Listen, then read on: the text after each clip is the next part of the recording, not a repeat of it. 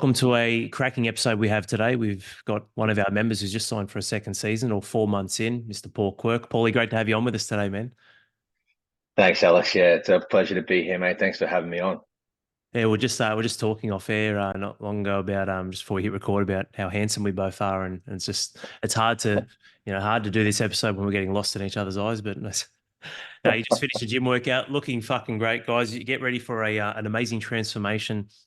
Um, Paul's definitely been through the ringer and gone through some pretty tough times. And the reason why I wanted to share his story is one, he's, the embodiment of HPF, and two, he's going to shine a lot of light and a lot of, yeah, I'm very cautious of when I use the word, but yes, a lot of hope for you, men. You can't have hope alone, though, who are in a position where maybe you haven't been able to reconcile your relationship. Maybe you're in a position where you're still externally trying to justify, validate your position in the world on how valuable you are instead of looking inwards and going, well, how can I be my own driver and use this driver internally to light this fire and get moving forward. And Paul has got an absolutely phenomenal story to share with some great results. So, on that note, men, I hope you're ready for an amazing episode, which is really going to be inspiring a lot of you. Paul, I'd love to start with you. And I guess before we can lead into what was it that struck a chord with you with HPF? I'd love for you to just share a little bit of your story first, mate, and then where life was going. Obviously, fatherhood, the challenges, trials, and tribulations of life, the good, the bad, and the ugly of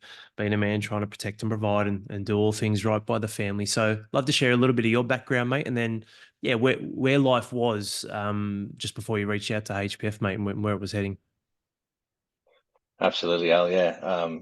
Okay, well, I'll start with name's Paul Quirk, obviously, 37, born and raised in Brisbane, and still living here. I was raised a single child. I had an older sister who passed when I was very young, and that had a big impact on my childhood. I had the cotton wool treatment. Mum quit work, did the full-time housewife, home and hearth, whereas Dad, poured heavily into service. And my dad was always very competitive, very service driven.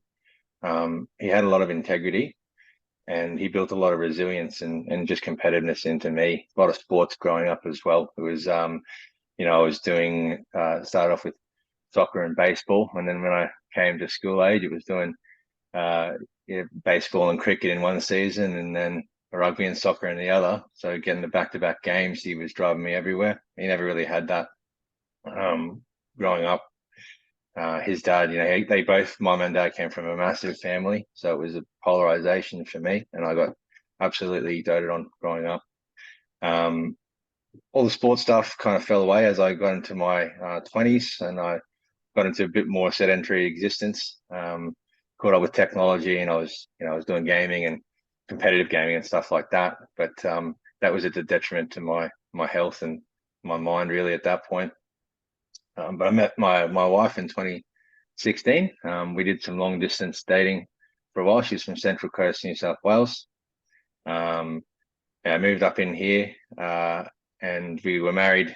We had a house in 2019. Married in 2019, and then we pretty much fell pregnant straight away in the honeymoon.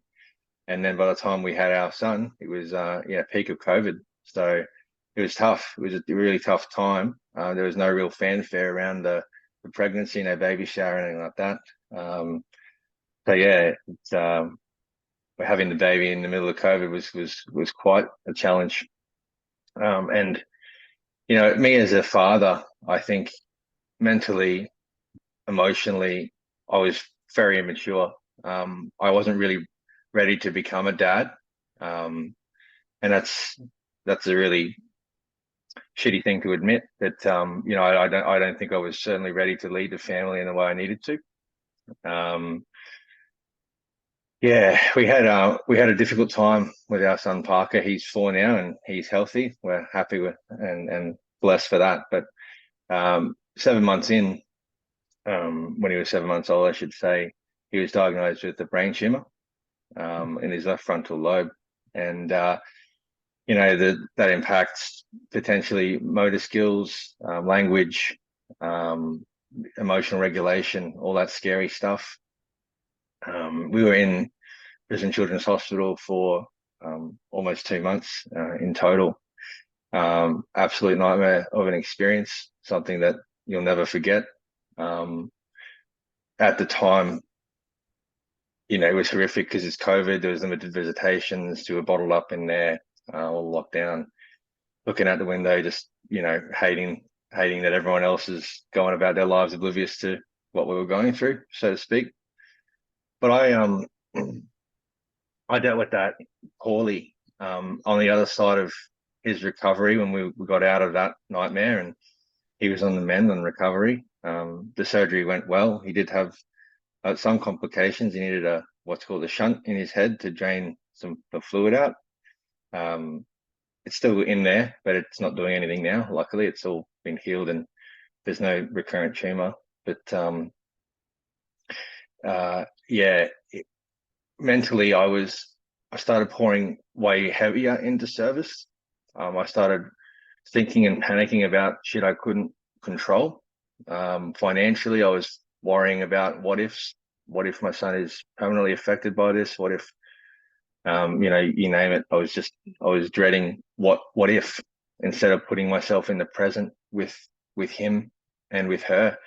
I'd stopped focusing and working on myself, um, leveling up at all in myself, just physically, I was an absolute wreck. I was an absolute slob, very sedentary existence. When I wasn't working, pouring my time and effort into work, I would be sedating. I'd come home and,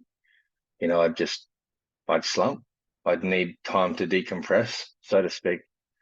You know, I was convinced back then that I was putting in the effort with the family as I would get home. I would do the hello, the kiss on the cheek, and the big hug, and how was your day, and all that. But I wasn't mentally fully there. My mind was always somewhere else at the same time, and I hadn't really built enough of an energy tank at all to focus on the family and my son the way I needed to.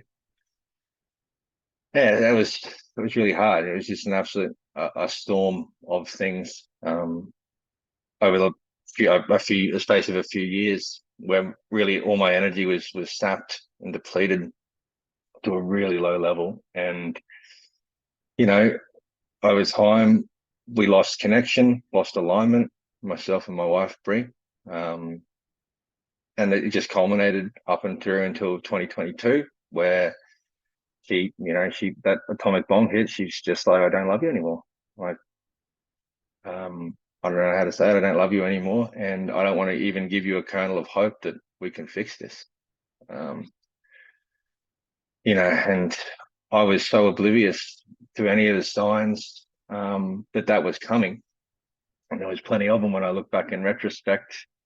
But as I said, I was just pouring so heavily into service, thinking that I want to provide a quality of life for my family financially, with the nice house and the chattels and all that kind of stuff, that the connection, the alignment, and the quality time was being sacrificed. Um, yeah, pretty horrible thing, right? So I reached out to HGF pretty much immediately after she said the "I don't love you" line. We were living together in the same house for quite a while after that, just in separate rooms, and I was scrambling. I didn't even start with HBF, to be honest. I was shopping around at lots of different things, quick fix bullshit type of courses that you can find online that are really centric around, I guess, communication, language, but ultimately just buying time, thinking that words may influence or change behavior, some actions as well, but not to the degree of effort that you need to transform your life and become the leader, become a powerful person again, so you can have more energy for yourself and family and service. Yeah, so that's where I joined off. I gave Ed a call. Oh, well, reached out, and first call was with Ed. It was a very challenging call, Al. It was interesting because it was a case of, well, will you commit to this? Will you commit? We're not going to hold your hand necessarily all the way through it. You got to commit to this, turning yourself around. You're going to carry the weight up the mountain. We'll help you. We'll walk it with you, rather. but we're only walking as far as you go. You got to make sure you're in this all in. So yeah, that's how we started. Yes. What a tough start to fatherhood as well, man. And coming off, I guess the mindset that you felt you weren't ready to become a dad, which I'm curious to come back to that and get your thoughts, because we've got a lot of men listening to this who are expectant fathers and a lot of men who are fathers to newborn children for the first time, not like it's their second, third, or fourth kid. But it's really tough. And obviously, Paulie, you're on the inside, so the ethos and how you live and operate in your life is one of investing in yourself, be 100 to give 100, and I can obviously hear all those things laid in there, and a lot of men out there are aware of that, and a lot of men aren't, which is why I think this is a really valuable podcast, because a lot of men might listen to our episodes enjoying some of the mindset pieces, but it always comes back to you and back to center. And I shot an ad around this saying, hey, like fucking love languages and communicating, quote unquote, with your partner more isn't the answer. Like it's, and a lot of men think it is. It's like, well, no, the reality is you need to go inside yourself first. And this isn't just with feelings or fluff. Obviously, Paul's got some great physical, tangible results, but it comes down to you becoming more valuable, and not to your wife, but to yourself. You can't give what you don't have. So a lot of the times men will look at things like relationship courses or marriage counseling, or doing the love languages, which is so fucking tactical. I've said this example a million times. I could be crying on my knees telling my wife how important she is to me, and she'd be like, this is fucking disgusting, get away from me, I need you to be a real man. Or I could look her firm in the eye and say, hey, you're doing a great job as the mother of our kids, keep it up, from a position of strength, and just fucking walk off and get back to work. Both are words of affirmation, Paulie, but received a completely different way. What we talk about is being the chief. So these tactical things aren't the answer. It's what's the energy that's driving out the vessel that I am of life into others around me. And the energy has to be one of a high level of certainty, personal power, results, which is obviously all of those convert into confidence, not a feeling. Confidence is a track record. So tough, man, what you went through, even early on growing up, with the family and their household, and the unfortunate tragedy with your sister. And it's just it's really crazy how there are so many similar patterns in life to what we experience as men, but we individually, though, we've all been through so much shit. No one has a, a clean track record where they haven't been hurt at all or had some sort of hardship. But um I guess before we dive into what we've worked on together, mate, over the last 16 Yeah. months, what do you think a man needs to do or be? I mean, no one is anyone ever ready for anything? Maybe not, but you spoke about not being ready to become a dad. What advice would you give now, fast forwarding through, going through, that's a hard start, man. And good on you. 4 years now with Parker, that's fucking amazing. And I've seen so many of your stories and your shares and dad ventures, especially time. You're a fucking phenomenal dad. Make no mistake. You're killing it, man. But Thanks, man. oh yeah, pleasure, man. It's it's just fucking facts. What would you say though to like new fathers or fathers who are like, what would be the advice? How do you get ready to become a father? Or if you're a father listening to this with very young children or young family or a newborn, like what is the advice? Is it investing in yourself? Like what would you say now looking back would help prep or prime a man as much as possible to be the right father that he needs to for his family? Mate, you said it. You touched on it before. It's give 100 to be 100. You have to start giving back to yourself. I mean, if you hark back to the days you probably met your wife, and you think about the person you were when you first met her, what made you attractive to her? I can pretty much guarantee it was your energy, it was your output. You were investing in yourself first and foremost before you met her, probably, and becoming a powerful man and an attractive person. You got to get back in touch with that first and foremost, but in a healthier way than you probably were before. You got to start looking after yourself, your mind, importantly. So wanting to learn, wanting to evolve your thinking, be able to put yourself in their shoes. What are they thinking? Take a step back and think, well, hang on a second. How are my behaviors influencing them, but also, pour into yourself physically as well. You need to get your energy levels up real high, or even not even real high, like before. I mean, to be honest, just at 100%, and that doesn't necessarily take um, a massive amount of effort. If you just start with the fundamentals, start, going to bed earlier, eat better, start exercising again, with routine, with consistency, and concerted effort.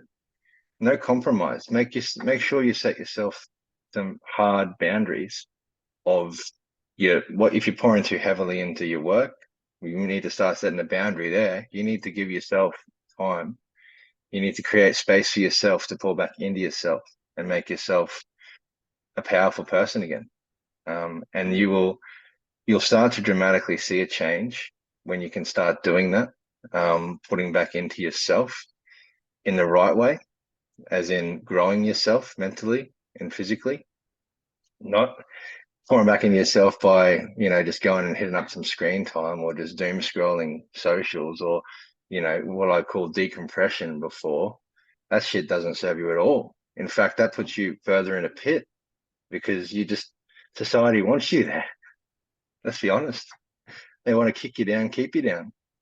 But the more you can, yeah, just start breaking free of that bullshit, guys. You really just need to start, less screen time, more time to yourself, more time out. Go for a walk in the morning. Like, I'm probably getting ahead of myself here, but we're doing this 21-day high performance challenge, high performance life now, and it talks about those fundamentals of, get up for a concerted 30-minute roam in the morning. Some of those powerful fundamentals that you just do it becomes a habit, becomes a ritual that gives back to you, and there's no compromise, there's no excuse. You do it. And once you start building that ethos in of I must do this because I want to for myself, that's how you can start prepping to become a dad properly if you're not already. But yeah, even if you've got a very newborn, you need to start doing that now. So you've got the energy levels to face all those challenges, through fatherhood. It is hard. It's really hard. Mm. It Yeah, you can give back to yourself to get your fuel tank to 100%, not 10% like mine was.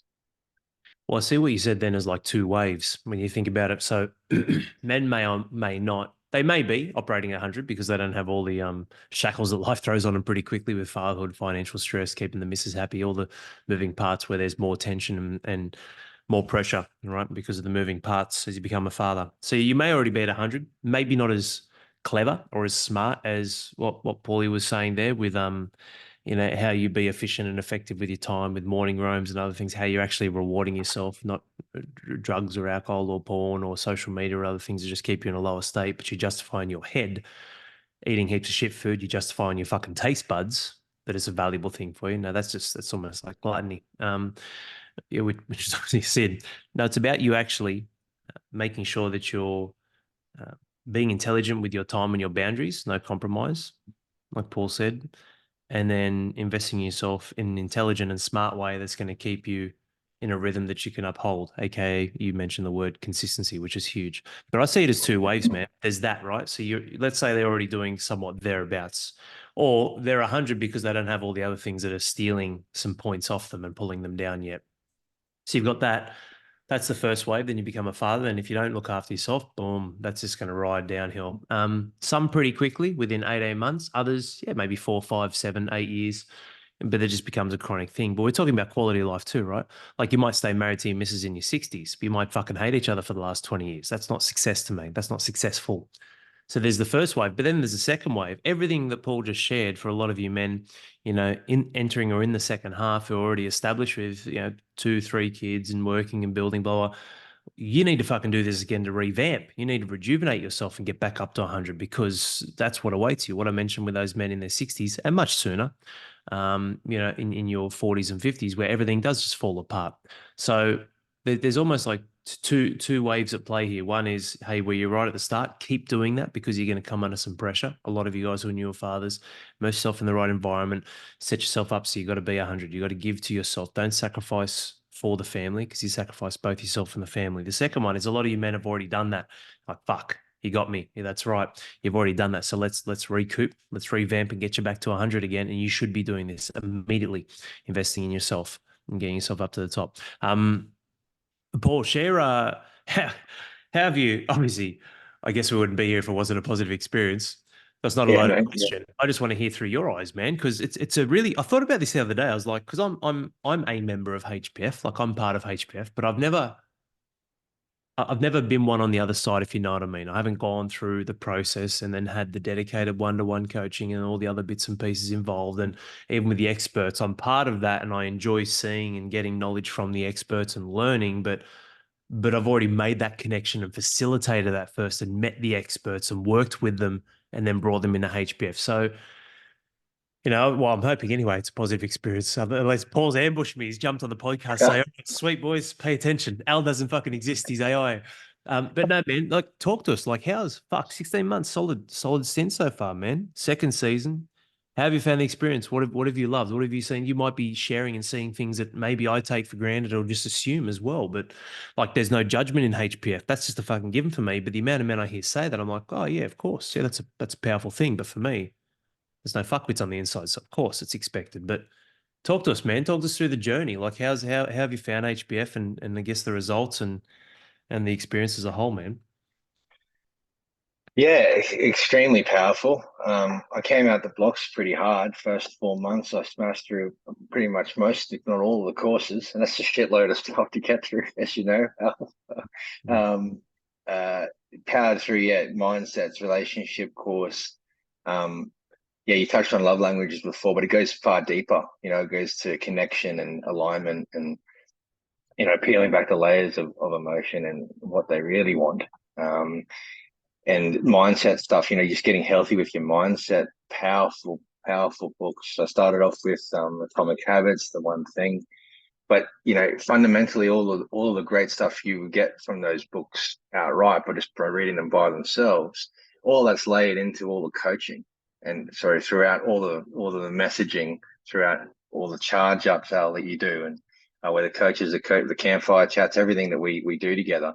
Um, that kind of is embedded in throughout, and so many books. There's just so much to read and consume, and it just it's thrown at your fingertips and summarized, and you can kind of pick and choose based on where I'm at in my mental state. What will really help me. So that was really good straight out the blocks. We started to turn the ship around pretty quickly.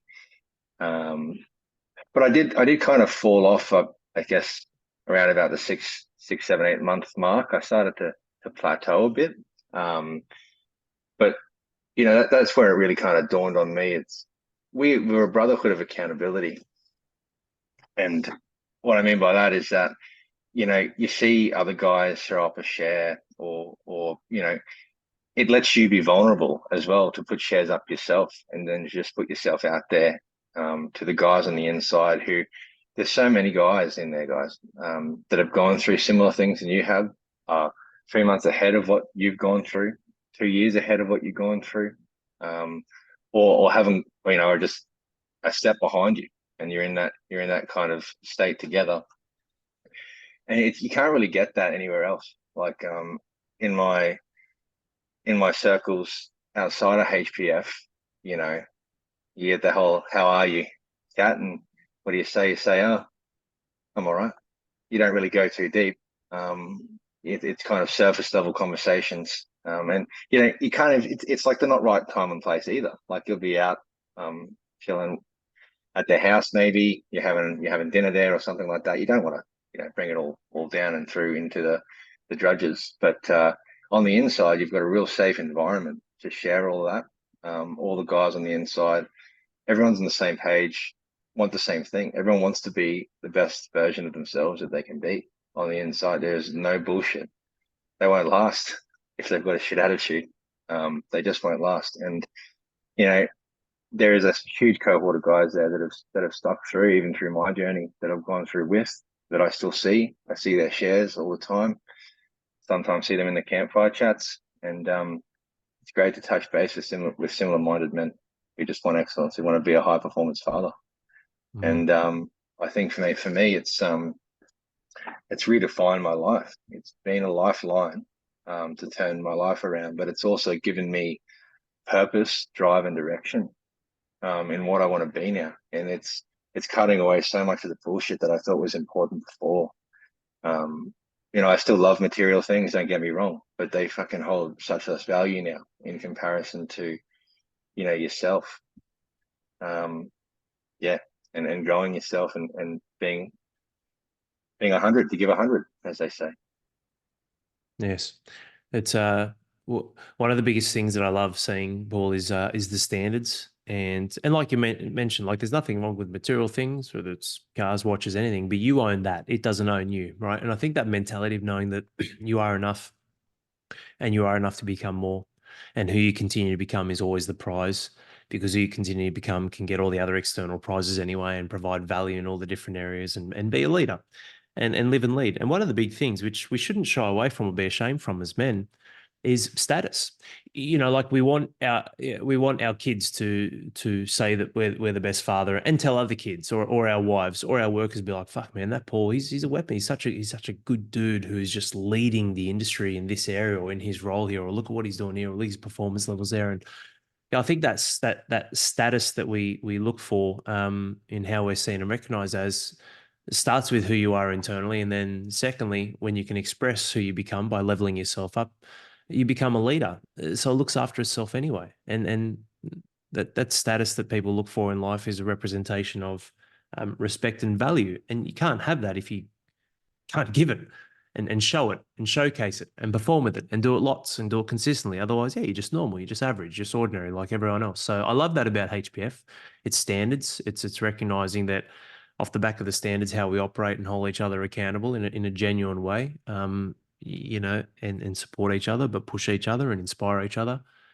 It really does help men break through their own limiting beliefs that a lot of them don't even know exist, man. They're just, well, settle isn't the word because they're in HPF, but most people settle in life, unfortunately. But it's more so settling on that mountain or settling on that rock. Yeah, that's the one for me. It's like, nah, man, when you get the fuck up there, then you see there's more and you see there's another one. That's not a bad thing. That's not, that's not daunting or exhausting or overwhelming, as tired as your legs might be getting top of that mountain.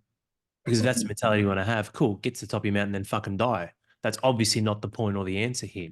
So like, you got to keep living. So 100%. and keep Always building. an ascent, mate. Always an ascent, isn't it?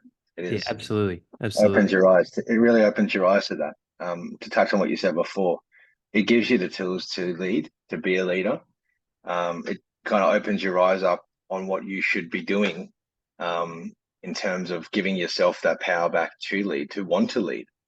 That's probably the biggest thing. I wasn't leading even myself, let alone my relationship with my wife or my son. And but now I can say that I'm capable of doing all three. I'm capable of, leading myself to be a better version of myself, um, and then leading them through those actions, creating space for them. I'd be able to do that. It's a powerful thing. It shows you the way, lights the path forward to be the best version of you, and both that balance between family, self, and service. Balancing all three, but it starts with you. Yeah. Yeah. Yeah, great, man. I'm curious, mate. Like, what's one of the best memories that you've got with Parker now, or have created with him that you thought maybe you wouldn't have even been able to create without HPF? Anything come to mind? Because you've shared some pretty cool dad ventures, man. It's pretty awesome to see you in flow, so to speak, as a dad that's crushing it and balancing family, self, and service. Yeah, look, I think it's just the I mean, one of the crazy things and scary, really scary things is probably the first year of his life, a year and a half, almost until he was two. It it became a blur. Like that's the horrific thing to say out loud, is that I can't remember with the clarity that I should be able to remember some of those times of connection with him. And that really is a fucking painful thing to say. especially like those times when he was in the hospital and he's all bandaged up and he can't move and he's fucking,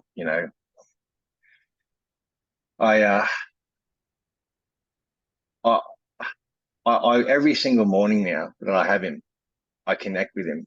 I spend time in his world, in his space. I take him for shoulder rides all the time. Um, we talk without distraction. I invest time into his world every day that I have him. Um, and it's just an incredible thing. The connection and the bond that I have with him now, it's fucking unreal. It's just unreal. It literally feels like time has slowed down because of the time and effort I put into just dialing into him. Like I touched on before, getting up early. You set your alarm, you get up when you fucking set your alarm, not snooze it 10 times like I fucking used to. And, you know, get up with intent, get out, do a roam. I take my son with me where I can, put him on the shoulders, spend time in his space. And, you know, is there one moment? It's every day that I have with me. Like, no, it's not. The beautiful thing is that there's so many moments, mate. It's hard to even pinpoint one. Whereas before, yeah, maybe the first time I read him a book, right? Yeah, but now it's every day. I get to enjoy him every day, and his communication with me is phenomenally good. He mimics me. He pulls the guns out. He he tries to do the workout with me. He understands big and strong. He understands why, which is awesome. And I think about that now. I think about, look, as a model, as a role model, they watch everything. They watch every single thing you do.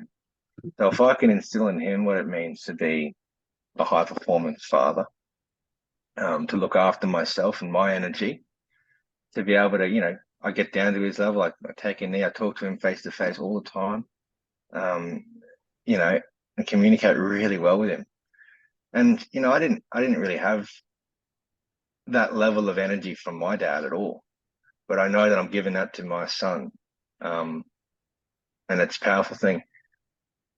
Mm. Yeah, Yeah, it's awesome.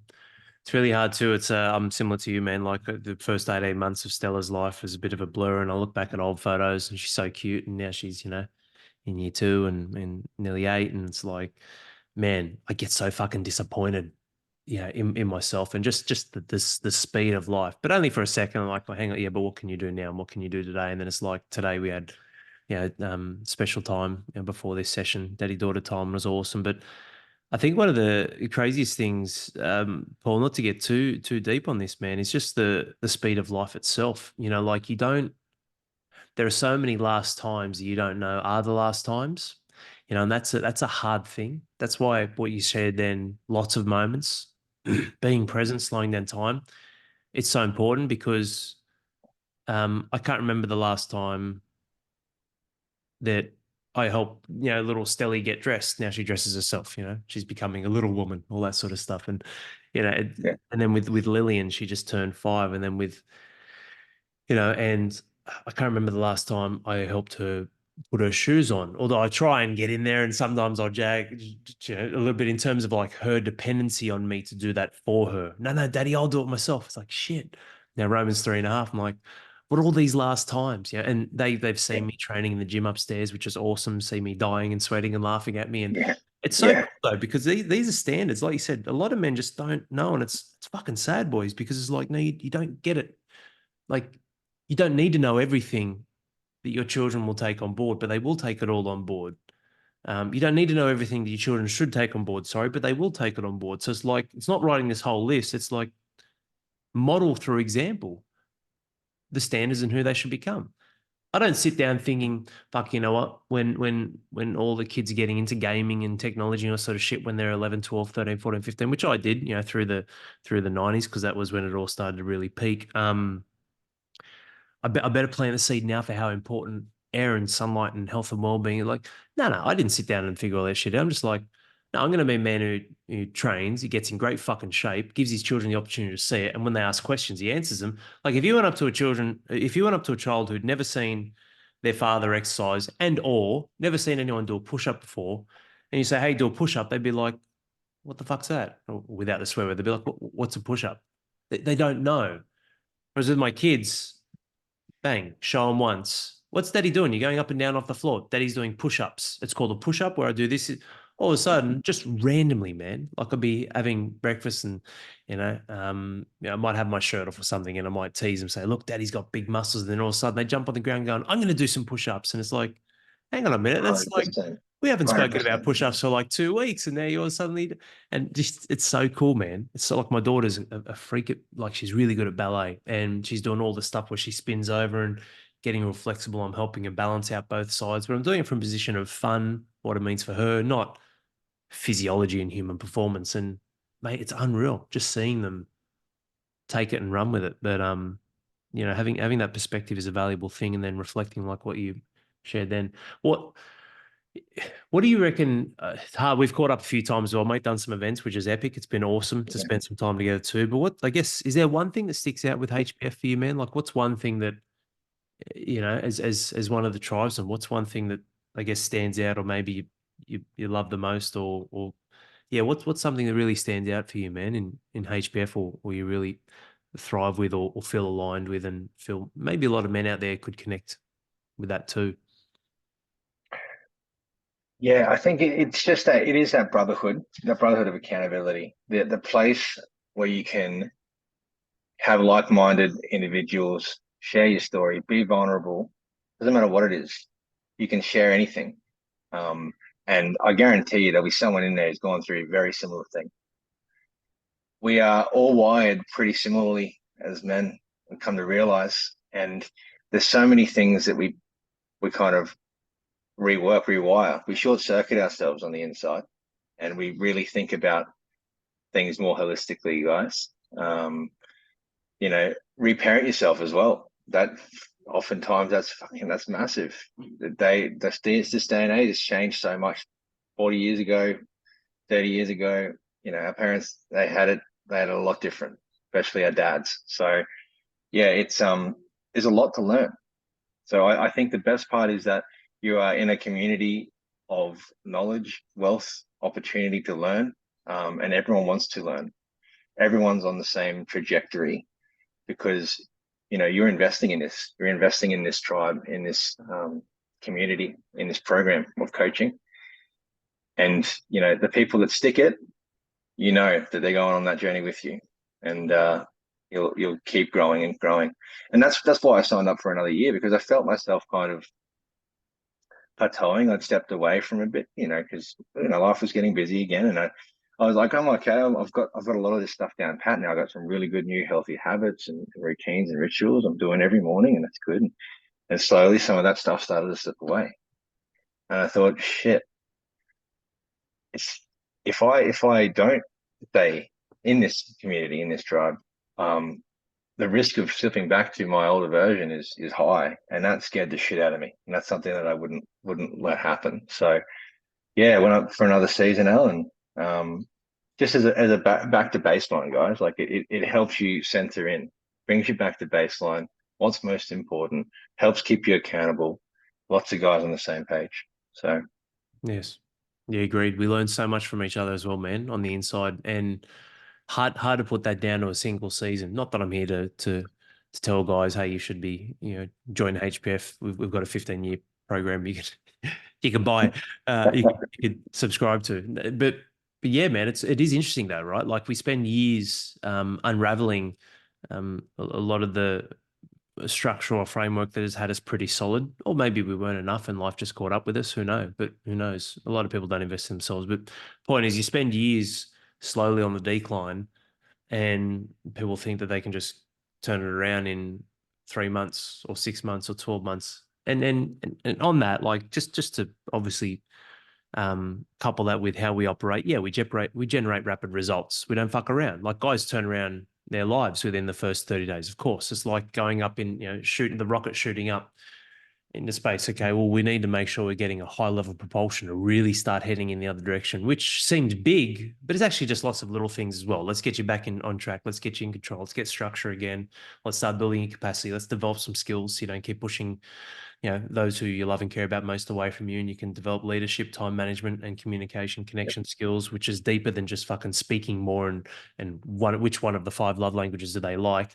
And then doing that lots and lots of times, consistency. But so we generate rapid results. But yeah, there's lots of men who will say, and just for a lot of our members listening to this, just to normalize what Paul is sharing too, um, it is a common thing for anyone doing anything where you'll either stagnate somewhere between you ride that high and then it could be a variable of life, could be your own self-sabotage. And like I said, years of your subconscious trying to kick in that little voice inside, take over again, gives you a little run, then he tries to pull you back in. Somewhere between months 4 and 8, typically what you said, like halfway, 6, 7 months, half of the year. Men will either A, stagnate, or B, say, oh, yep, sweet, should be good now, try and go it alone. And sometimes we even see some guys on the inside. They start to pull away from HBF just to see how they go on their own. And then obviously with the coaching accountability, we get in touch with them and say, hey, man, what's going on? Oh, yeah, just wanted to see how I go by myself without a tribe at all. And cool, how'd that work out for you? It's always like, oh, fuck, man, HBF is fucking great. Like, it's amazing. I realized the value of the tribe, and that was a stupid move. It was a foolish move to make. And it's not, 100%. Yeah. yeah, and it's not like we're on some island and you've got a number and you try to escape and we've got the speedboats out to pull you back in. These guys are still in. Like they've still got fucking 7 or 8 months of their first year membership left. Yeah, exactly. But they've gotten so many results. They're like, fuck, I'm fucking killing, man. I'm good now. It's like, no, you don't understand. Like you've hit version like 1.6. Let's get to 2. And then let us show you what 2.4 could look like. And then you make Yeah, the call. Do you feel like you still need the tribe? And or do you want to go back into the fucking world on your own and try it alone? You make 100%. Yeah, both could be the answer. There's no right or wrong. I love being part of HBF because it keeps me accountable since fucking day dot, Paulie. That's never absolutely. stopped. And there's been times where I haven't pulled away, but I've just had lots of hardships and challenges, and then I'll see a win from you or some of the other guys and be like, fuck yeah, that's great. Boom. Realigns me and 100%. It's all these little jolts of energy you get, Al, from the guys. They put up a share. You might dip a bit. You might be feeling a little bit shit. And then bang, someone will throw up a great share like Naz or Ran or Ian or some of the new guys, Sean, David. They're coming in hard out the gates as well. And you think, shit, that I remember when I was at that stage of the journey as well, in HPF, and yeah, it just motivates you, inspires you, and you want to help lift them up as well. And so you got these old vets who have been in for a year, 2 years, who want to step back and be like, fuck yeah, I remember when I was at that point in time you're at right now. I can put myself in those shoes. Guys who are separated, guys who have gone through some horrific stuff. Um, and I love doing that as well as someone who is separated still. I only have my son 50% of the time. I love to show guys that look, you can achieve a happiness and a sense of self-worth again. Like you'll have your energy back if you stay true to this journey on improving yourself and becoming your version 2.0 and beyond. You will absolutely love yourself again. And you want to be able to. I mean, how good is that? I can look in the mirror now and think, "Fuck, I'm actually really proud of you. Fucking really proud of you to see how far you've come, where you were, and far you've come." Um, yeah. Did I wish that I was in HBF a year earlier? Fucking, of course I do. I think everyone who joins HBF says that. I don't think there's fucking one person who said, "Oh, that's all right. I joined right on time." Fuck, I doubt that. I think everyone could say, fuck it, I could have salvaged a lot more and done a lot so much better. This community gives you that in life. It's they're your wing. It's your wingman through life, literally. It's not just like piecemeal here and there. It's literally every day. HPF is there with you every step. yeah, 100%, man. We're here to help you get out of your own way, because you don't understand how sneaky that little voice is inside. He pretends to be you, and he's not some big brute in your face because you just tell him to fuck off. He's very manipulative, very subtle, very sly, and and just delays everything just one day more, just delays the intensity 10%, just delays the goals that you should be achieving 15, 20, 30%. This is good, man. This is good enough. What about these guys? And then it starts comparing it to all the other fucking, yeah, the common folk. It's like, what is that the life you want to live? A standard, basic, average, ordinary life? Like, I feel like if someone said that to me, I'd be insulted if someone mentioned those words: average, basic, standard, simple. Simple's Good valuable. enough. You Good know, enough and is the worst, isn't it? sorry. Good enough, Yeah, right? good. That's Yeah, good good. enough. Good enough. Yeah, I'm doing good enough. yeah, I'm doing good enough. yeah. It's crazy, you know. I've got to be in the 70 percentile. I don't, no, fucking Yeah. the wrong attitude, isn't it? Yeah, Absolutely. Yeah, absolutely, man. Definitely. But hey, what an amazing story. What an amazing share. On track for Paul 3.0 now. It's yeah, it's that's the awesome to have you plan. around for That's the another plan. season, man. And appreciate you sharing your story today, mate. I guess to wrap up, yeah, I've spoken about some very valuable things. Obviously, a lot of the guys on the outside don't have access to those valuable things, but advice, you know. What would you say to and it's not a call to action, hey, fucking call Al and join, but I guess just some advice on guys who are struggling, man, trying to navigate what they're going through at the moment, challenges with the missus, separation, trying to be the father, trying to balance everything. Yeah, what would be final thoughts, man, or advice for men who are on the outside who are listening in today? Oh, I think even if you don't sign up, there's a ton of free resources I think out there now that you're putting out there, Al. Just start to change the way you're thinking. You need to start investing back into yourself first and foremost, in a healthy way, positive way, with your eating habits, with your exercise and your routines, and create some boundaries, not just for yourself, for that time and space you need to pull back into yourself in a healthy way, but also, take the kid out, give your partner some space, give them time, create a safe boundary for them to do what they want to do. Pull back into their space, put yourself in their shoes. Um, yeah, start thinking big picture, guys. There's fucking way more to life than service. Busting your ass in service and, you know, making more money, more money, more money for probably a life in a material sense. You got to find a balance between family, yourself, and service. And it starts with, yeah, doing the right things for yourself in a positive and healthy way. Yeah, agreed, man. Couldn't agree more. You know, you want to be the father, the husband, the leader that you desire in your life, well then it's got to be you. And if it's not, if it is to be, it's up to me alone. It's hey, Yeah. yeah, if it is on me, well, what the fuck can I do about it to start moving forward? How can I start having the right people around me to give me the right infrastructure, the right scaffolding so I can build and I can build big. Um, awesome, Paulie. Great having you on, man. Hope you guys enjoyed this. What an episode, mate. It's inspired me for the rest of the week.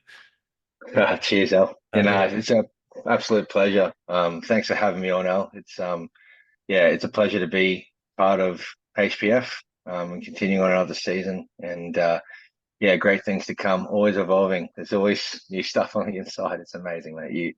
I don't know how you do it. It's incredible. So yeah. No, thanks to you and all the coaches. I'm obsessed, man. Never stops, never stops. What we do is Yeah. amazing, but never enough. There's always 1% somewhere, and I love that, man. I really pride myself on that because I see you men taking that as well and getting those 1%ers. But yeah, awesome, great episode, man. And I hope you men enjoy this. Got some solid nuggets, some golden nuggets from Paulie as I did, for sure. And take it, apply action immediately, and start moving in the right direction. Cheers, man.